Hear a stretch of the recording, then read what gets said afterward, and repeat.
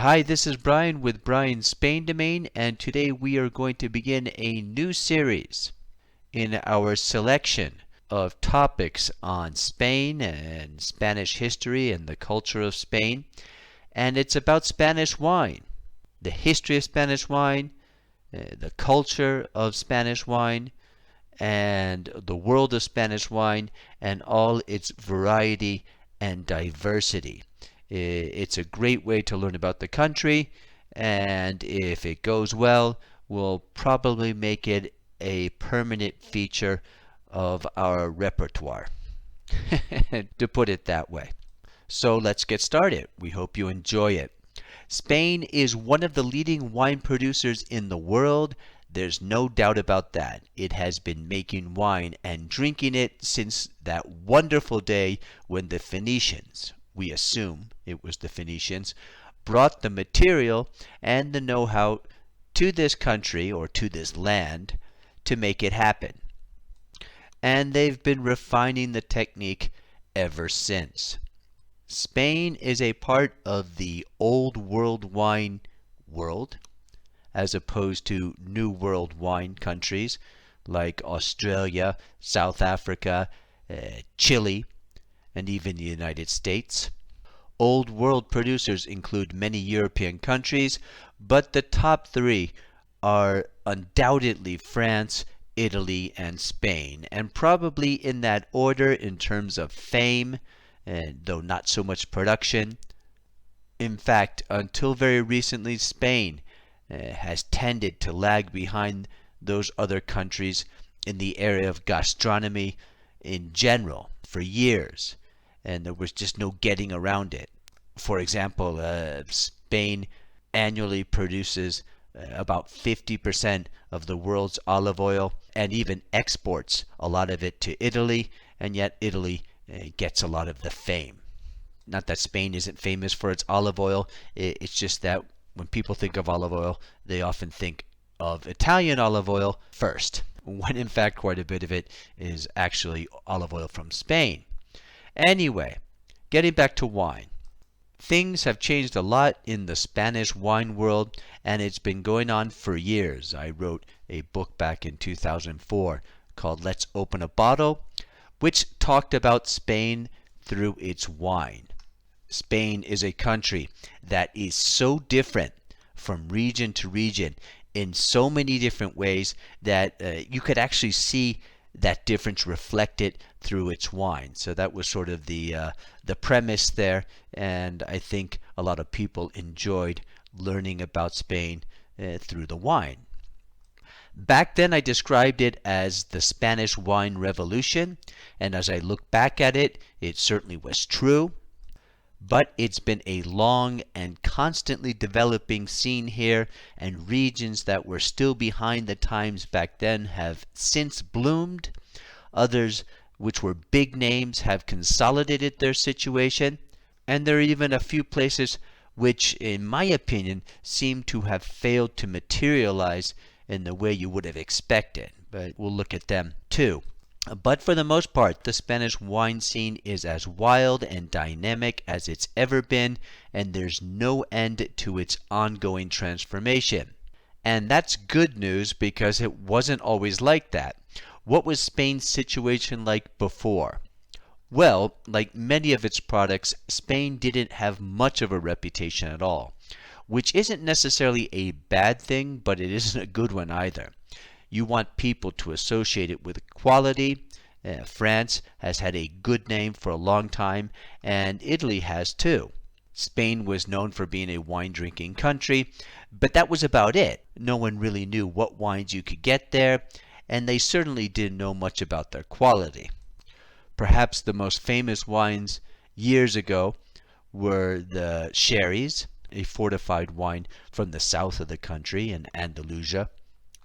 But in a certain way, that's because the British had a weakness for them, especially the sweet versions. The ironic thing was that no one really drank sherry in Spain, or not very much, and especially in Madrid.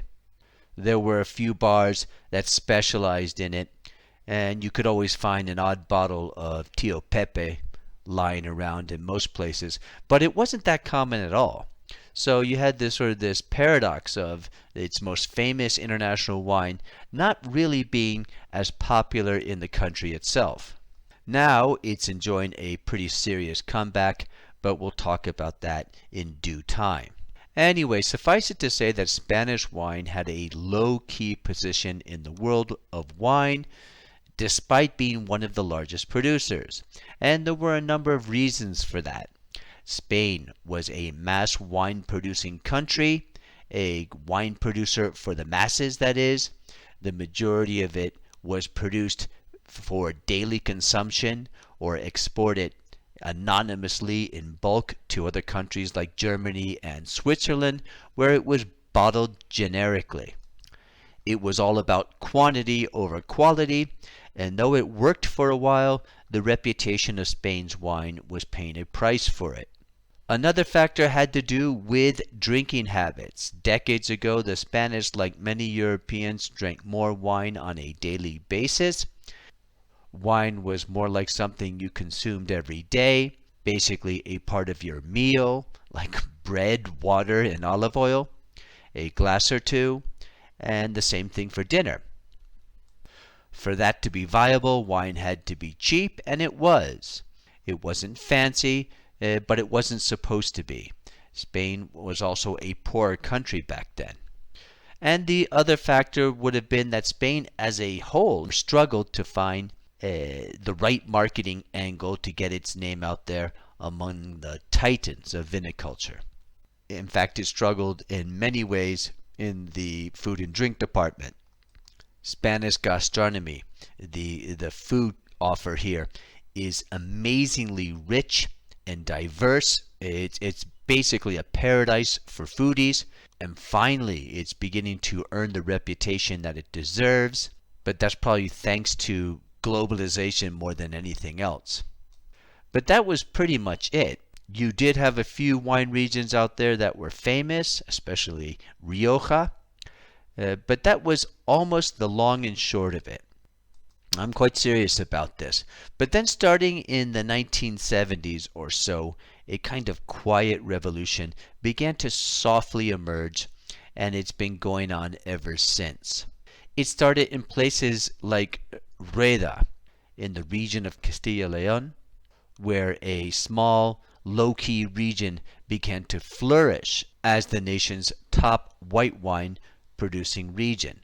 And just a little further north of that, Ribera del Duero, which used to specialize in rosés, they were known as claretes, began to flex its muscles as a major fine red wine producer.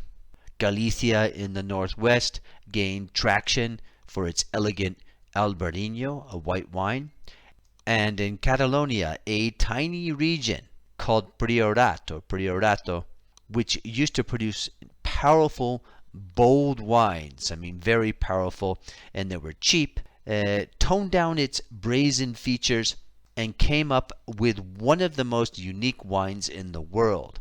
And in passing, they also turned into some of the most expensive in Spain.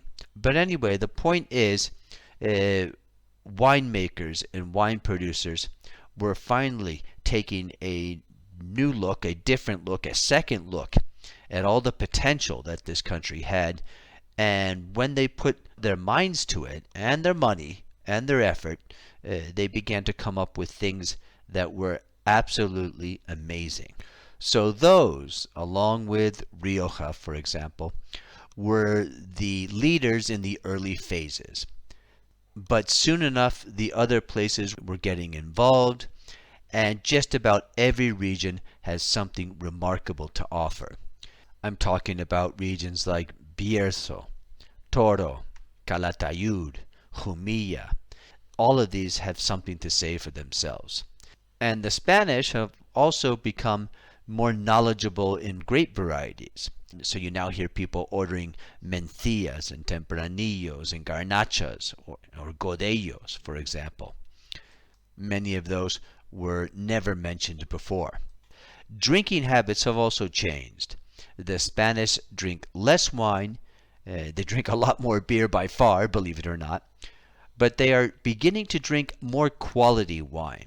So production has declined, but what they do make is generally a lot better.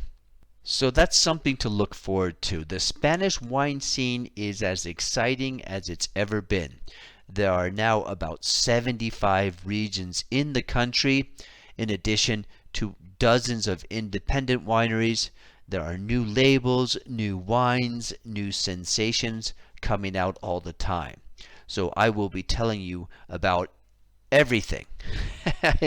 Everything I possibly can, from the regions to the history to the world of Spanish wine in general, to different wineries, and hopefully we can enjoy this together. Because knowing about Spanish wine is knowing about Spain better, its diversity, its traditions, and the country itself.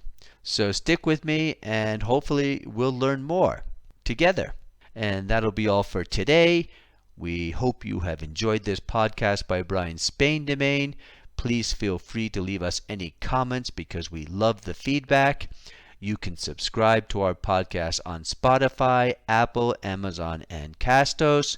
Or if you wish to support Brian Spain Domain, we'd greatly appreciate it. We work very hard to provide you with the best information about Spain, Spanish history, Spanish culture as we possibly can.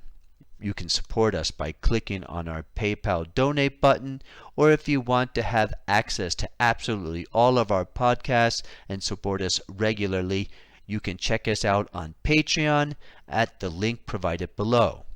Stay well, stay safe, and hasta pronto.